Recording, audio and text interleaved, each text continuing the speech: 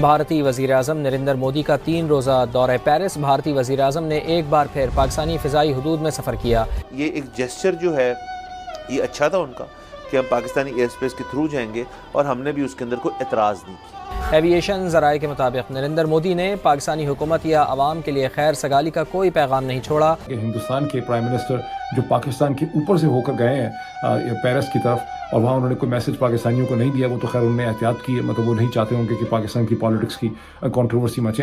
ये president Trump के जहन में है ये बात कि इंडिया जो है उसकी इकोनॉमी बहुत बड़ी है। पाकिस्तानी कौम गज़वा हिंद की तैयारी करे, दुश्मन बिल्कुल सर पे रखा हुआ। ये कोई चूरन नहीं है जो हम बेच रहे हैं। जब भारतीय फौजें तुम्हारे दरवाजे तोड़कर अंदर दाखिल होंगी, उस वक्त तुम उनको कहना कि ज़ैद हामिद जो चूरन बेचता था हम उस पर यकीन नहीं कर रहे थे। हमने फैसला कर दिया है, एक लिहाज से आपके खिलाफ तो हम कफन बांध के निकलते हैं। इंडिया कोई जंग हमसे जीत नहीं सकता। मशरक़ी पाकिस्तान की सिचुएशन बिल्कुल अलग थी। अब ये टाइम आ गया जहां पे ये सोचना छोड़ दिया जाए दोनों मुल्कों से कि उसने मेरे साथ ये किया और वो कहे कि जी उसने ज़्यादा मेरे साथ ज़्यादती की। Bygones are bygones.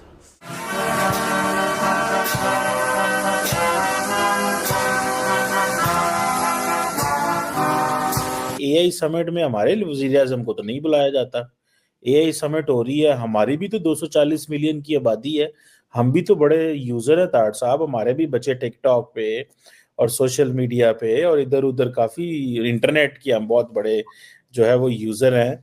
तो ये क्यों ताड़ साहब ये डिस्क्रिमिनेशन है? हमारे बहुत सारे लोग कहते हैं कि हमारे साथ ज्यादती होती है, हमें इनवाइट नहीं किया जाता। आर्टिफिशियल इंटेलिजेंस जिस दिन आपको उसमें इनवाइट करने के लिए जरूरी है कि उर्दू में पहले आर्टिफिशियल इंटेलिजेंस जो है उसकी ट्रांसलेशन आए,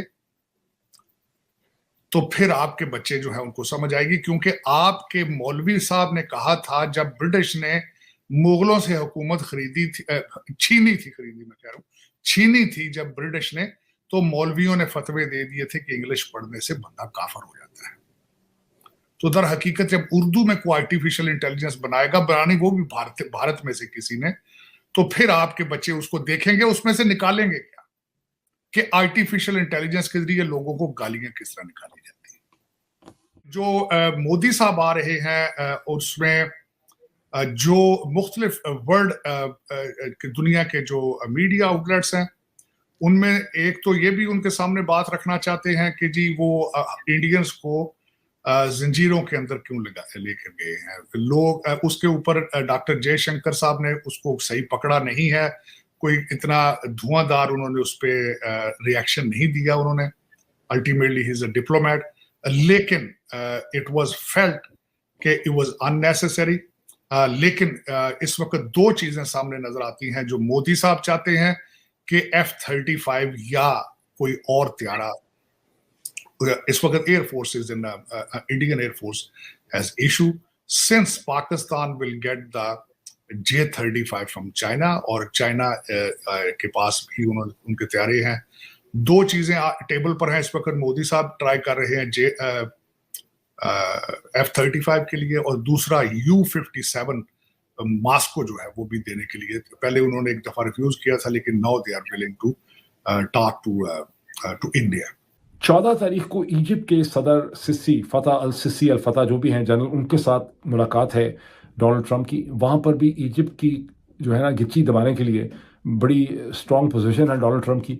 इजिप्ट को भी पिछले साल 1.45 बिलियन डॉलर 1.45 या 1.43 बिलियन डॉलर्स जो हैं वो अमेरिका ने दिए हैं, जिसमें से 1.3 बिलियन डॉलर तो डायरेक्ट उनकी जो फॉरेन सिक्योरिटी फाइनेंसिंग होती है, मिलिट्री एड है, और तकरीबन 100 या 100-150 मिलियन डॉलर जो है उसमें इकोनॉमिक एड है। 1978 के कैंप डेविड अकॉर्ड के बाद से 1979 के कई सालों तक इजिप्ट को तकरीबन 4.5-5 बिलियन डॉलर जो है वो अमेरिका से मिलते थे। अभी भी उनको तकरीबन 1.5 बिलियन डॉलर मिलते हैं। तो इजिप्ट को भी दबाने के लिए उनके पास बहुत कुछ है, और जाहिर है कि इनको मजीद इकोनॉमिक असिस्टेंस ऑफर करने की कोशिश करेंगे, दोनों को, जॉर्डन को भी और इजिप्ट को। लेकिन दोनों के लिए पॉलिटिकल मसला है, और वो दोनों नहीं चाहेंगे कि 2 स्टेट सोल्यूशन जो है वो ख़त्म हो जाए यहाँ पे। अच्छा, अब इसराइल के जो प्रेसिडेंट हैं उन्होंने बहुत पहले इन मीटिंग्स का बता दिया था। इसाक हेर्ज़ोग जो हैं उन्होंने एक टेलीविजन चैनल को अब से 3-4 दिन पहले, इससे पहले कि अमेरिकन गवर्नमेंट बताती कि कहाँ कहाँ मीटिंग होने वाली है, उन्होंने उनको बता दिया था। 15 तारीख को सऊदी अरब के जो फॉर ऑल प्रैक्टिकल पर्पसेस उसके जो फर्मा रवा है क्राउन प्रिंस मोहम्मद बिन सलमान, उनके साथ भी